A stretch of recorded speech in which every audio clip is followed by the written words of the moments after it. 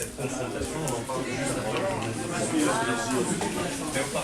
Dans le débat, je vous ferai signe de toute façon. Si je vous fais ça, ça veut dire qu'il faut abréger, et ça veut dire qu'on va passer à la queue.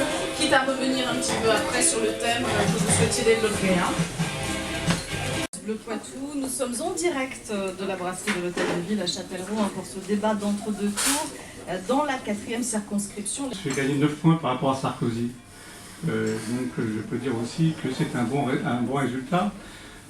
Il a été parfois meilleur, c'est clair, mais aujourd'hui rien n'est joué et je considère que la partie est totalement ouverte et je fais tout pour que la gagne. Moi je préfère mettre en place des énergies renouvelables adossées notamment à des économies d'énergie. Il faudrait qu'on fasse vraiment de gros efforts là-dessus et ça vous le partagez, j'en suis très contente. Et à ce moment-là, vous verrez que ces énergies renouvelables auront un prix tout à fait abordable parce que nous prônons notamment que les premiers kilowattheures ne sont pas chers et que plus vous en consommez, plus vous le payez cher et ça mettra enfin fin au gaspillage. Député maire, ça permet d'être beaucoup plus réactif.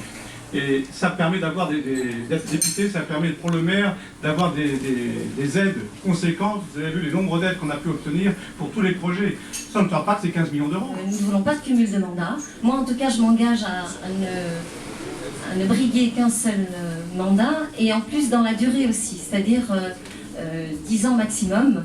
Parce que je pense qu'aujourd'hui, si j'ai pu être au 2e tour, enfin en tout cas être qualifiée pour le 2e tour, c'est qu'il y a aussi une usure du nombre d'années que M. Ablin a passé ici.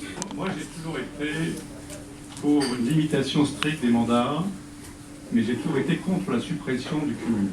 Tout simplement parce que vous coupez l'élu de la réalité du terrain. Vous parlez de normes asphyxiantes. Mais c'est les agriculteurs qui sont asphyxiés, c'est leurs terres qui sont pourries aujourd'hui, c'est vraiment, et les abeilles qui sont plus là, la terre qui est empoisonnée. Alors moi ces normes, je suis très contente qu'elles existent. C'est que finalement tous les pouvoirs vont être à gauche. Ça veut dire que si Mme Massonneau était élue, on aurait 4 députés de gauche sur 4.